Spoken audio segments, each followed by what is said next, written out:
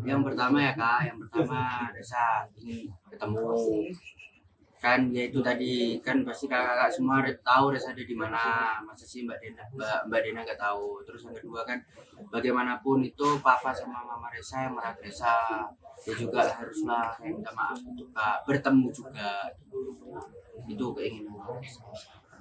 Dalam video permintaan maafnya, Denada akhirnya mengakui bahwa pemuda berusia 24 tahun itu adalah anaknya. Namun yang menjadi sorotan pihak Reza adalah tidak disebutnya nama Ratih, wanita yang mengasuh anak Denada dari usia 10 hari. Menantu Ratih yang juga kuasa hukum Reza, Ronald Armada mengaku tersinggung dengan permintaan maaf pelantun pitik gemoy itu.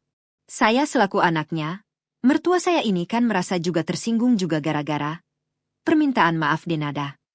Saya kena juga hati saya, karena di dalam permintaan maaf itu tidak ada nama orang tua saya, sebagai salah satu pihak yang seharusnya Denada itu meminta maaf gitu, ungkap Ronald, dikutip dari YouTube Intense Investigasi, Kamis, 12 Februari 2026.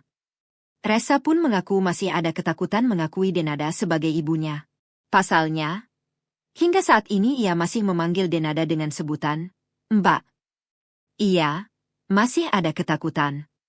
Reza sampai sekarang masih manggil Mbak. Akunya. Reza merasa masih canggung jika harus memanggil Denada dengan sebutan Ibu. Canggung. Terus kan belum ketemu langsung. Kalau ketemu langsung kan beda, ucapnya.